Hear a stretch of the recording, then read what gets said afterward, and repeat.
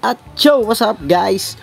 For today's video vlog natin ay magluluto tayo guys ng maskara ng baboy o kulaong kung tawagin dito sa amin, or kilawin or kilaw. Basta luto sa suka, iyon na yun guys. At ito ang ating mga kasangkapan: sukang takal, dato puting suka, dalawang pamintang crack, sibuyas, luya, siling green, siling pula. Bahala na kayo kung ganong karami lalagay nyo siling green or pula guys. At syempre konting asukal, konting asin. At iyon na ngayon guys.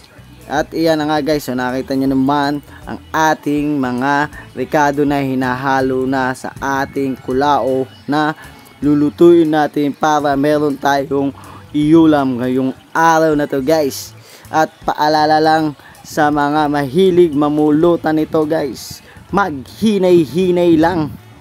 Dahil sa panahon natin ngayon ay sobrang init, tapos ganito pa pulutan mo, tapos beer pa iniinom mo, ay Diyos mio marimar, sigurado putok batok kung tawagin yan. Kaya maghinay lang guys sa pagkain ng ganito, lalo't ipopulutan guys.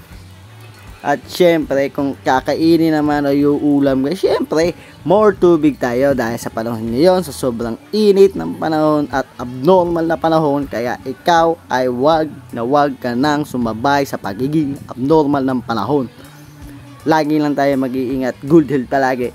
At iyan na nga guys, hinalo na natin ng ating mga kasangkapan sa ating kulao, kilawin, kilaw, or lutong suka man yan. Basta iyon na yun guys. Iyan o, hinalo-halo natin yan, i-mix at ibabad lang yan guys ng 2 hanggang 3 oras. Siguradong napakasarap na yan guys.